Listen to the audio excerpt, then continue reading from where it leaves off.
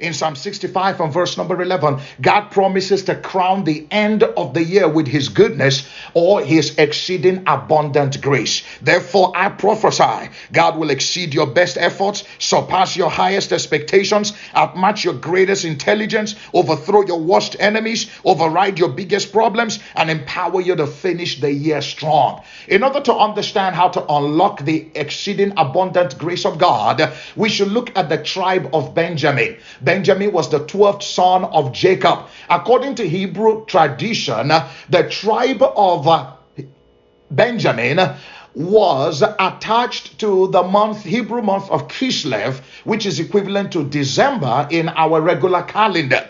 We have looked at a few people from the tribe of Benjamin. We have looked at Ehud, who was one of the first judges to rule Israel. We have looked at King Saul, who was the first king of Israel. We have looked at the Apostle Paul. All of them were Benjamites. Now today we are going to look at Esther chapter 2, verse number 5, and we're going to learn the story of two more Benjamites. So it says, the passage says this: Now in Shushan the palace, there was a certain Jew whose name was Mordecai, the son of Jair, the son of Shimei, the son of Kish, a Benjamite. Verse 7 says, And he brought up Hadassah, that is Esther, his uncle's daughter, for she had neither father nor mother. And the maid was fair and beautiful, whom Mordecai, when her father and mother were dead, took for his own daughter. Now, here are some extraordinary things about Esther. First of all, when young ladies were selected to be presented to the king so that he could take one of them as wife, Esther showed that she was more interested in pleasing the king than in pleasing herself, like the other ladies. I want to tell you this: if you and I will put God first and not our own interests, if you and I will seek to please God more than ourselves, we will enjoy the exceeding abundant grace of God. Esther was also willing to undergo beauty treatments for about a year in order to make herself more attractive to the king.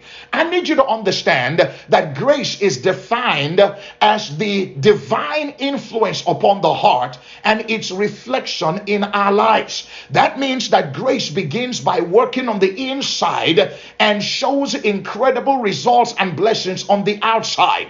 If you will let the grace of God transform the way you think, if you will let the grace of God transform the way your convictions, your belief systems, then you will enjoy more of the grace of God. You will enjoy the exceeding abundant grace of God in every area of your life.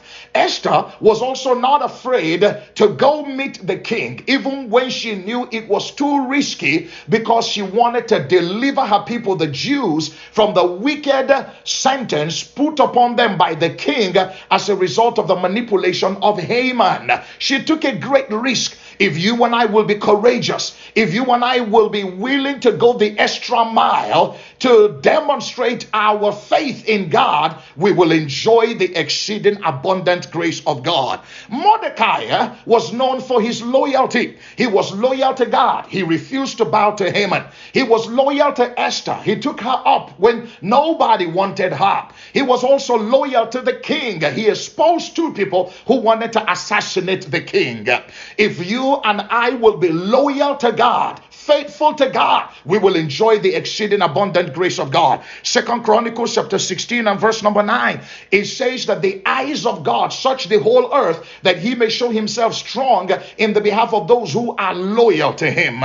That means that loyalty compels God to strongly support those who are faithful to him. I believe and I declare that you will enjoy the exceeding abundant grace of God in this season as you practice loyalty, devotion, dedication, commitment to God, and as you seek to please God first, not yourself, as you're determined to walk in courage and faith and boldness, nothing shall be impossible for you in Jesus' name.